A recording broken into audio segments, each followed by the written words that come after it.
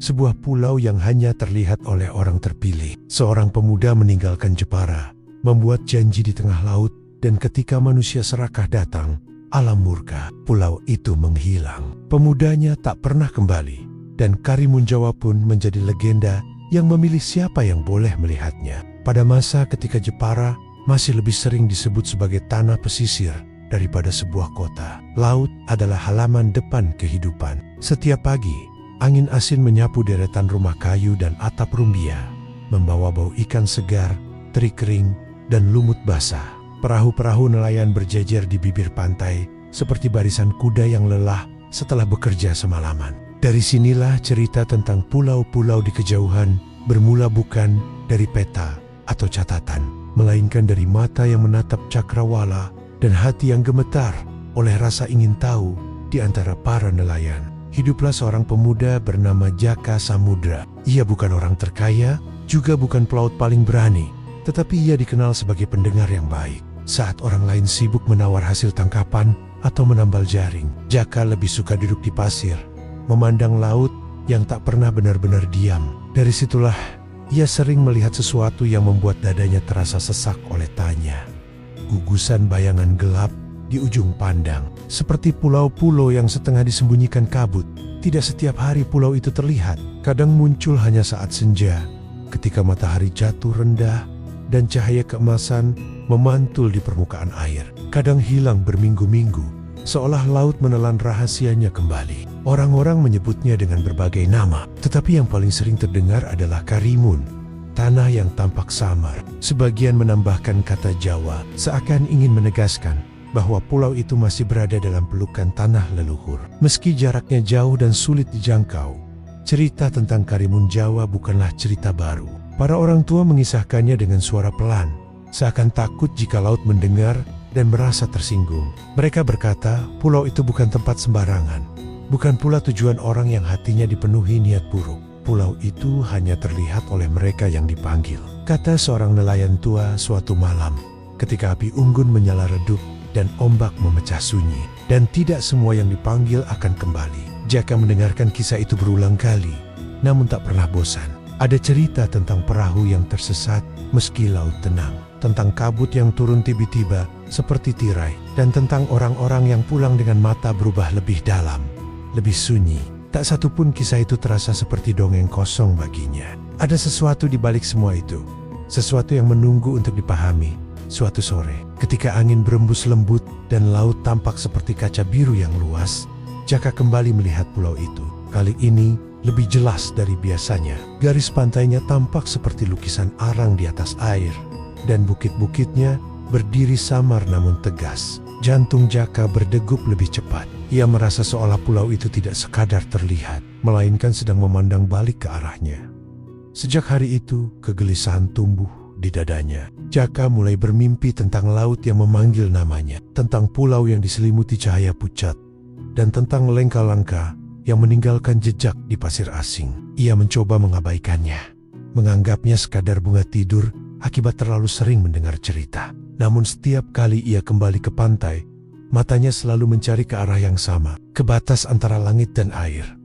Ibunya menyadari perubahan itu. Ia melihat bagaimana Jaka lebih sering termenung, bagaimana pandangannya tak lagi sekadar mengikuti perahu, melainkan menembus jauh ke tengah laut. Dengan suara lembut namun tegas, sang ibu mengingatkan bahwa laut bukan hanya pemberi rezeki, tetapi juga penyimpan rahasia yang tak selalu ramah. Jaka mengangguk, tetapi hatinya tetap berlayar ke tempat yang belum pernah ia pijak. Malam demi malam, suara ombak terdengar seperti bisikan, bukan ancaman, bukan pula janji manis, melainkan panggilan yang sederhana dan jujur.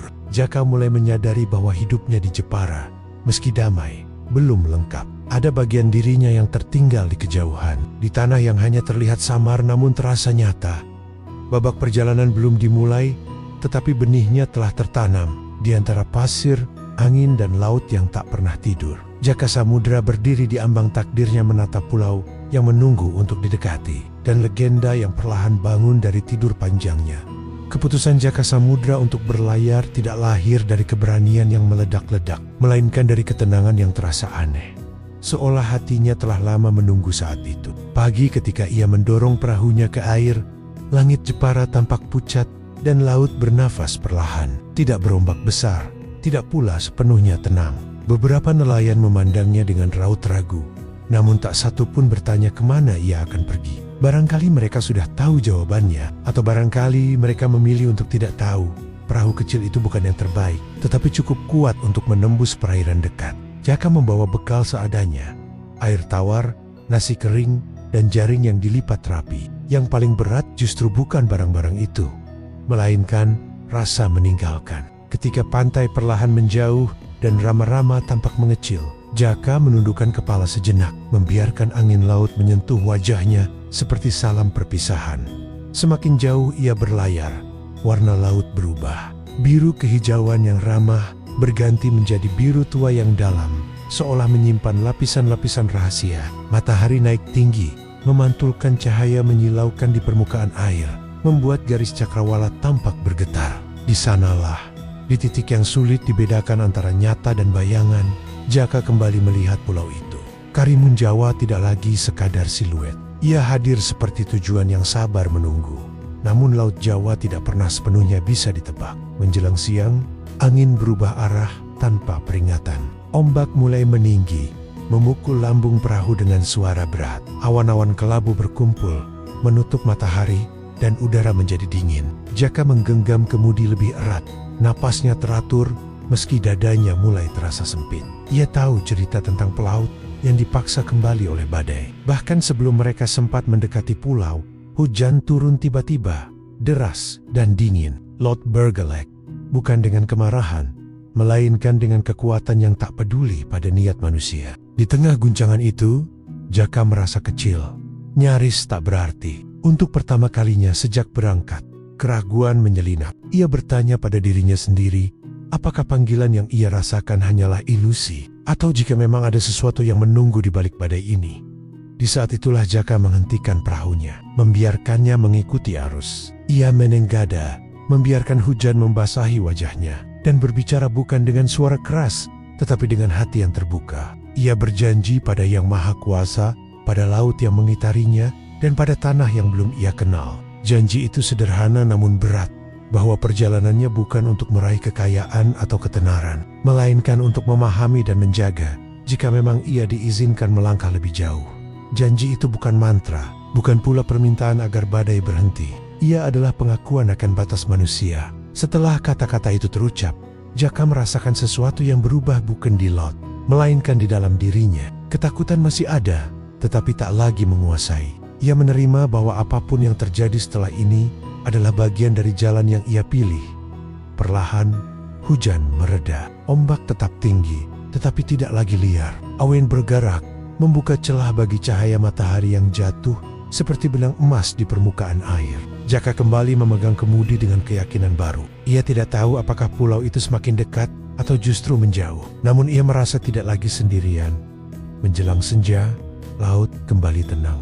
Angin membawa aroma asing, bukan sekadar asin, melainkan seperti tanah basah dan dedaunan. Jaka tahu itu pertanda bahwa ia telah melampaui batas yang biasa dilalui nelayan Jepara. Di kejauhan, Karimun Jawa kembali tampak, lebih jelas dari sebelumnya, seakan menjawab janji yang telah diucapkan. Saat malam turun dan bintang-bintang mulai muncul satu persatu, Jaka Samudra terus berlayar. Janji di tengah Laut Jawa itu kini menjadi penuntun, lebih kuat daripada kompas manapun. Ia belum menginjakkan kaki di pulau tujuan, tetapi perjalanannya telah berubah menjadi ikatan antara manusia, laut, dan legenda yang perlahan membuka dirinya.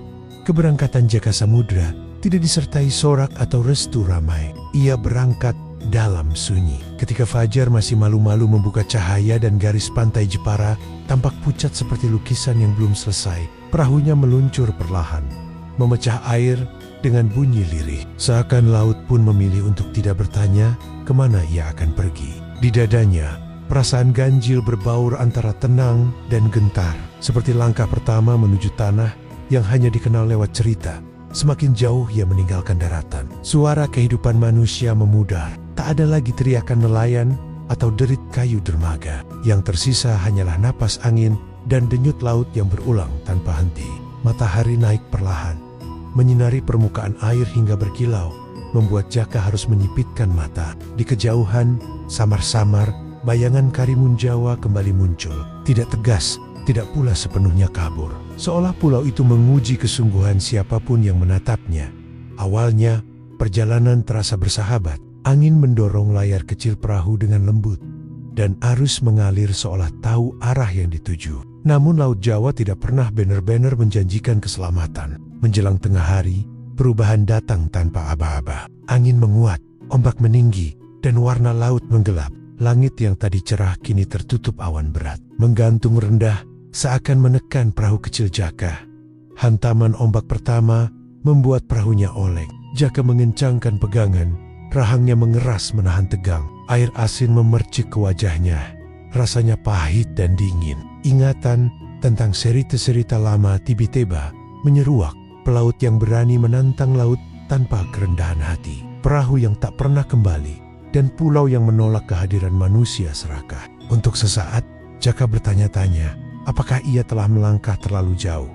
Badai kecil itu tidak berteriak, tetapi kekuatannya cukup untuk membuat siapapun merasa tak berdaya. Angin menderu di telinga, dan hujan turun seperti tirai yang menutup pandangan. Karimun Jawa menghilang dari cakrawala, ditelan kabut dan gelap. Jaka merasakan ketakutan yang jujur, bukan karena kematian, melainkan karena kemungkinan bahwa perjalanannya berakhir tanpa makna. Di tengah guncangan itu, Jaka berhenti melawan. Ia membiarkan perahu mengikuti irama laut, lalu menundukkan kepala. Di sana, di tengah luas yang tak berpihak, ia mengucapkan janji. Bukan janji yang megah atau penuh tuntutan, melainkan pengakuan sederhana tentang niatnya. Ia berjanji bahwa langkahnya bukan untuk menguasai atau mengambil lebih dari yang diizinkan. Jika ia diizinkan melihat pulau itu lebih dekat, ia akan menghormati setiap batas yang ada.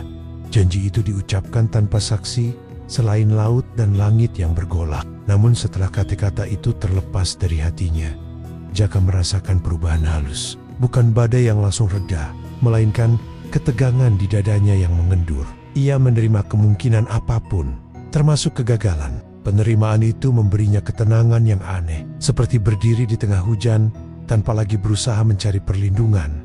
Perlahan, hujan menipis. Angin masih berhembus, tetapi tidak lagi liar. Awan bergerak menjauh, menyisakan celah cahaya yang jatuh tepat di depan perahu Jaka.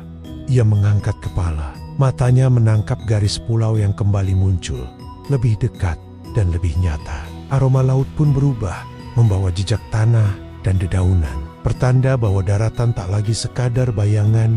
Menjelang senja, Laut Jawa kembali tenang, seolah badai tadi hanyalah ujian singkat. Jaka duduk diam, membiarkan perahu melaju perlahan. Janji yang telah ia ucapkan kini terasa seperti ikatan, bukan beban. Ia belum tahu apa yang menantinya di Karimun Jawa, tetapi ia tahu satu hal. Sejak hari itu, perjalanannya bukan lagi sekadar pelayaran fisik, melainkan langkah menuju legenda yang menuntut kejujuran dan kesetiaan. Ketika fajar merekah untuk kedua kalinya sejak Jaka Samudra meninggalkan Jepara, perahunya telah memasuki perairan yang terasa berbeda. Laut di sekelilingnya lebih tenang, bukan karena ketiadaan angin, melainkan karena sioliala gelombang memilih untuk bergerak pelan. Airnya jernih hingga dasar tampak berkilau, memperlihatkan beang-beong karang dan ikan berwarna pucat yang berenang tanpa tergesa. Di hadapannya, Karimun Jawa akhirnya berdiri utuh, tidak lagi sebagai siluet, melainkan sebagai tanah yang nyata dan diam. Pulau itu tampak hijau dan tua, seakan telah ada jauh sebelum manusia mengenal nama dan batas. Pohon-pohon tinggi berdiri rapat di tepi pantai, daunnya bergesekan perlahan, seperti bisikan yang tertahan. Tak ada suara burung yang riuh, tak ada ombak yang menghantam keras. Kesunyian menyelimuti pulau itu dengan cara yang tidak mengancam, namun cukup kuat untuk membuat Jaka melangkah dengan hati-hati. Ia merasakan bahwa setiap gerakannya diperhatikan, bukan oleh mata, melainkan oleh keberadaan yang lebih luas. Saat kakinya menyentuh pasir, Jaka berhenti sejenak. Pasir Karimun Jawa terasa halus dan dingin, berbeda dari pantai Jepara yang telah ia kenal sejak kecil. Ia menunduk, menyentuh tanah itu dengan telapak tangan, seolah meminta izin. Tak ada jawaban yang terdengar, tetapi angin bertiup lembut, membawa aroma tanah basah dan getah pohon. Jaka melangkah lebih jauh, meninggalkan perahunya terikat di batang kayu tua. Semakin masuk ke pulau, Cahaya matahari tersaring oleh rimbunnya dedaunan. Hutan menyambutnya dengan keteduhan yang sunyi. Setiap langkah terasa seperti memasuki ruang sakral. Tempat suara harus ditahan dan niat harus dijaga. Di antara pepohonan, Jaka melihat bekas jalan setapak yang hampir tertelan akar dan lumut. Pertanda bahwa pulau ini pernah didatangi manusia. Namun tidak pernah benar-benar dikuasai di sebuah tanah lapang kecil dekat mata air. Jaka bertemu dengan seorang lelaki tua, rambutnya putih panjang, kulitnya legam oleh matahari, dan pakaiannya sederhana, menyatu dengan warna alam sekitar. Lelaki itu duduk bersila, seakan telah menunggu tanpa menunggu. Tatapannya tenang, dalam, dan tidak terkejut melihat kehadiran Jaka. "Kau akhirnya datang," ucapnya pelan. Suaranya menyatu dengan desir angin. Jaka menunduk hormat, dadanya dipenuhi rasa canggung dan kagum. Ia tidak bertanya bagaimana lelaki itu tahu tentang kedatangannya. Di pulau seperti ini, pertanyaan semacam itu terasa tidak perlu. Lelaki tua itu memperkenalkan dirinya sebagai penjaga, bukan pemilik, bukan pula penguasa. Ia hanya memastikan bahwa keseimbangan pulau tetap terjaga. Dari penjaga itulah, Jaka mendengar aturan yang tak tertulis. Karimun Jawa bukan pulau yang menolak manusia, tetapi pulau yang memilih. Ia menerima mereka yang datang dengan niat bersih dan menolak mereka yang membawa keserakahan. Banyak yang tersesat bukan karena laut, melainkan karena hatinya sendiri. Kesunyian pulau adalah penjaga pertama, menguji kesabaran dan kejujuran setiap tamu. Hari itu Jaka diajak menyusuri sebagian kecil pulau. Ia melihat hutan yang tak pernah ditebang sembarangan, mata air yang mengalir tanpa kering, dan pantai tersembunyi yang pasirnya putih seperti abu halus. Semua terasa utuh, seimbang, seolah alam di sini bernafas dengan iramanya sendiri. Jaka mulai memahami mengapa pulau ini sering tampak samar dari kejauhan. Bukan karena jarak, melainkan karena pulau ini tidak selalu ingin dilihat. Menjelang senja, penjaga itu berhenti di tepi hutan. Ia memandang Jaka dengan tatapan yang lebih berat dari sebelumnya. "Jika kau memilih tinggal lebih lama," katanya, "kau akan diuji. Pulau ini sunyi, tetapi sunyinya tidak kosong." Jaka mengangguk. Di hatinya tidak ada rasa ingin mundur. Ia merasa langkahnya telah sampai pada awal yang sesungguhnya. Karimun Jawa bukan sekadar tujuan perjalanan, melainkan ruang perjumpaan antara manusia dan batasnya sendiri. Di bawah langit yang perlahan memerah, Jaka menyadari bahwa pulau yang dijaga sunyi ini telah mulai membuka dirinya sedikit demi sedikit, dengan cara yang hanya bisa dipahami oleh mereka yang mau mendengarkan. Hari-hari awal Jaka Samudra di Karimun Jawa berjalan dalam kesunyian yang teratur.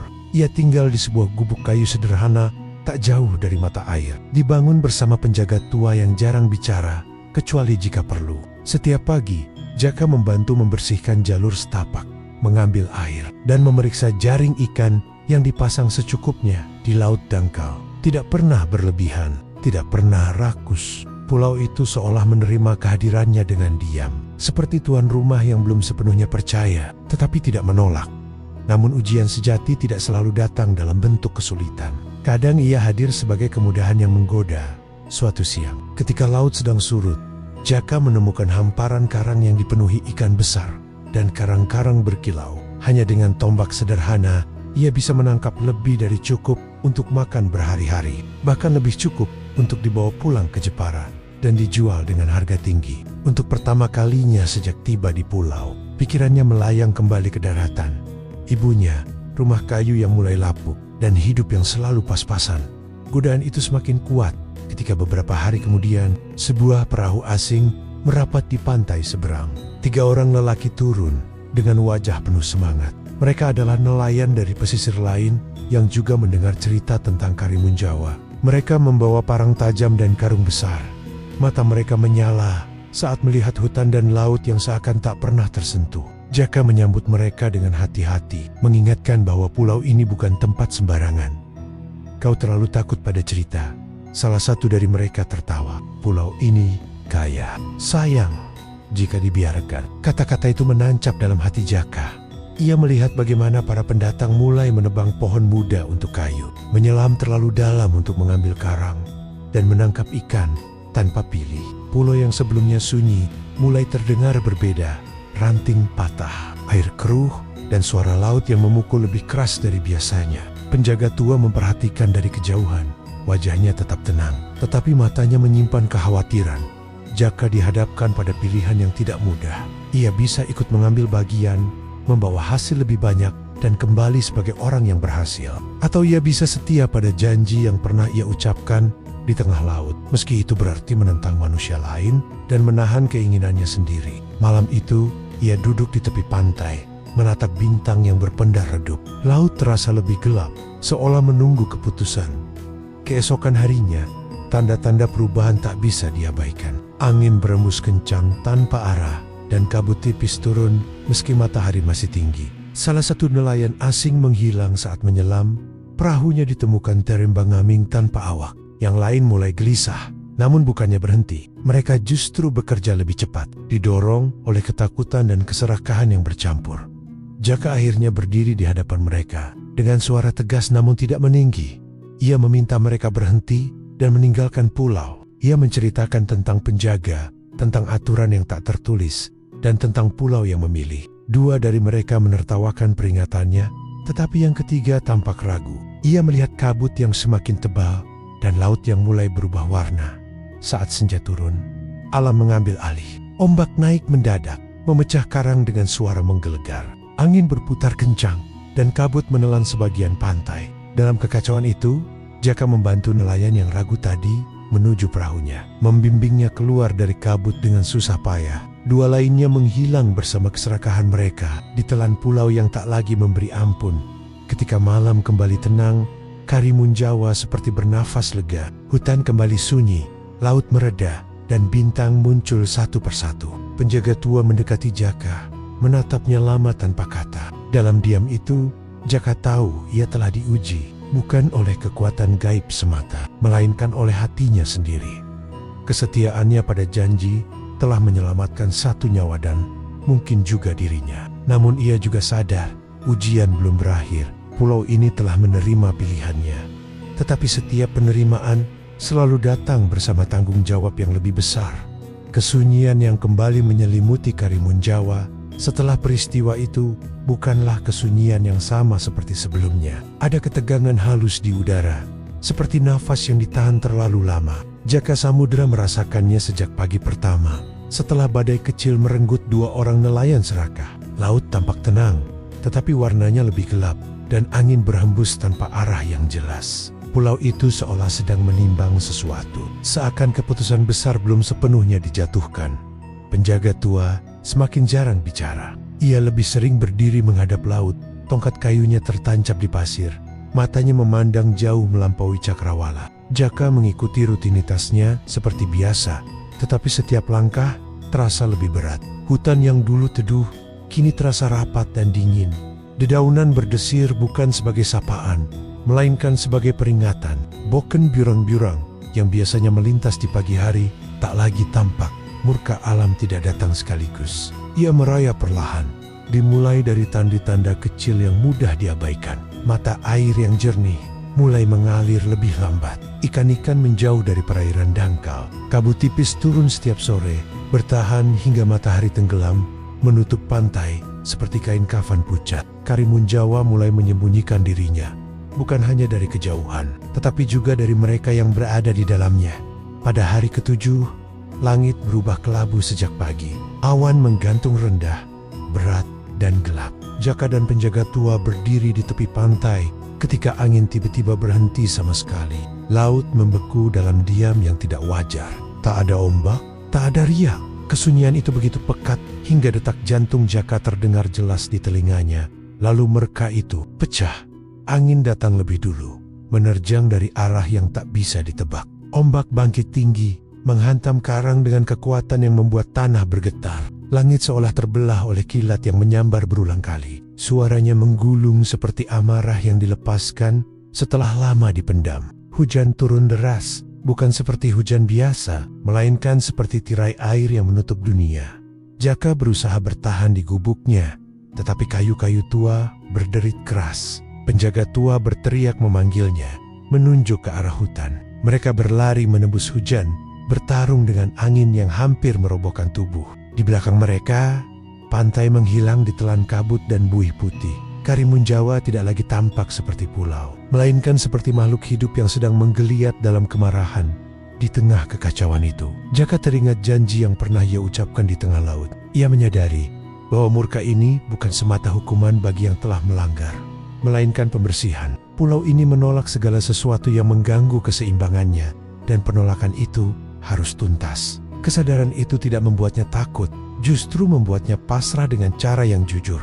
Mereka berlindung di ceruk batu yang dalam, mendengar suara pohon tumbang dan batu runtuh di kejauhan. Penjaga tua menutup mata, bibirnya bergerak pelan, entah berdoa atau berbicara pada pulau yang telah ia jaga seumur hidup. Jaka ikut menunduk, membiarkan dirinya menjadi bagian kecil dari kehendak yang lebih besar. Badai itu berlangsung lama, atau mungkin hanya terasa lama. Waktu kehilangan maknanya di tengah deru angin dan hujan. Ketika akhirnya suara mengamuk itu mereda, senyap yang tersisa terasa asing. Jaka membuka mata dan melihat dunia yang berubah. Banyak pohon tumbang, jalur setapak lenyap, dan pantai bergeser. Karimun Jawa seperti terlahir kembali, kasar dan luka. Tetapi bersih. Saat kabut mulai menipis, Jaka menyadari sesuatu yang membuat dadanya sesak. Dari tempat itu, pulau tidak lagi terlihat utuh. Seolah-olah sebagian darinya menghilang, tertelan oleh kabut yang tak kunjung sirna. Penjaga tua menatapnya lama, lalu berkata pelan, "Mulai hari ini, pulau ini hanya akan terlihat oleh mereka yang benar-benar dipanggil." Murka alam Karimun Jawa telah usai, tetapi akibatnya menetap. Pulau itu kini menjadi legenda yang lebih kuat dari sebelumnya tanah yang ada dan tiada sekaligus. Dijaga oleh amarah alam dan kesetiaan manusia yang memilih untuk tidak berpaling. Pagi setelah murka alam berlalu, datang tanpa kehangatan. Matahari terbit pucat, cahayanya tertahan kabut yang belum sepenuhnya pergi. Karimun Jawa tampak asing, seperti rumah lama yang telah direnovasi oleh tangan yang tak terlihat. Jalur setapak berubah arah, pepohonan yang dulu menjulang kini terbaring, dan pantai tidak lagi berada di tempat semula. Jaka Samudra berjalan pelan menyusuri perubahan itu, merasakan denyut pulau yang masih lelah namun hidup. Penjaga tua berdiri di tepi mata air yang kini mengalir lebih kecil. Wajahnya tampak lebih renta, seolah badai semalam telah mengambil sebagian tenaganya. Ia memandang Jaka lama, lalu menghela napas yang terdengar berat. Pulau telah membersihkan dirinya, katanya lirih, namun keseimbangan belum pulih sepenuhnya. Ada harga yang harus dibayar agar yang tersisa tetap terjaga. Jaka tidak langsung menjawab. Ia tahu kalimat itu bukan ancaman, melainkan pernyataan. Sejak awal, perjalanan ini menuntut kejujuran yang tidak setengah-setengah. Ia mengingat nelayan yang selamat berkat pilihannya, juga dua lainnya yang lenyap bersama keserakahan. Di dadanya, rasa bersalah dan tanggung jawab bertaut erat. Ia bertanya dalam hati, apalagi yang bisa ia berikan selain ketaatan yang telah ia jaga? Hari itu, kabut turun lebih tebal dari biasanya. Laut tidak menunjukkan gelombang yang jelas. Batas antara air dan udara mengabur. Dari keyuhan, bunyi kayu beradu terdengar samar perahu. Seorang lelaki muncul dari kabut, wajahnya pucat, matanya menyimpan ketakutan yang belum usai. Dialah nelayan yang diselamatkan Jaka pada malam kekacauan. Ia kembali, bukan untuk mengambil, melainkan untuk memohon jalan pulang. Penjaga tua menggeleng pelan. Pulau belum mengizinkan, ucapnya. Kabut masih menutup. Lelaki itu berlutut, suaranya gemetar. Ia berjanji tidak akan kembali, bersumpah akan menceritakan peringatan ini kepada siapapun yang mau mendengar. Jaka memandangnya, lalu memandang laut yang kelabu. Ia tahu apa yang harus dilakukan sebelum kata-kata itu sepenuhnya terbentuk di benaknya. Jaka melangkah ke tepi pantai dan berlutut. Ia menyentuh pasir yang dingin dan basah. Dengan suara tenang, ia mengajukan diri sebagai penebus. Bukan dengan kematian, bukan pula dengan kekuatan, melainkan dengan tinggal. Ia menawarkan hidupnya untuk menjaga pulau, setidaknya sampai keseimbangan benar-benar kembali. Ia akan menjadi pengingat, penjaga yang berjalan di antara hutan dan laut, memastikan tak ada tangan yang mengambil lebih dari yang diizinkan.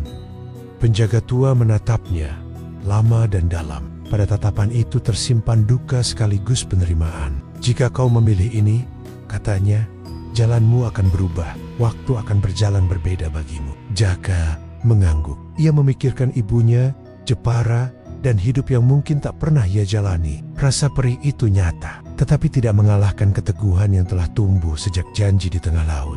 Seolah menjawab, kabut mulai bergerak. Perlahan, garis pantai kembali terlihat. Laut menampakkan jalur sempit, cukup bagi sebuah perahu untuk melintas. Penjaga tua memberi isyarat pada nelayan itu. Dengan mata berkoke-koka, lelaki itu mengucap terima kasih tanpa suara, lalu mendorong perahunya. Saat ia menjauh, kabut menutup kembali, rapat dan pasti.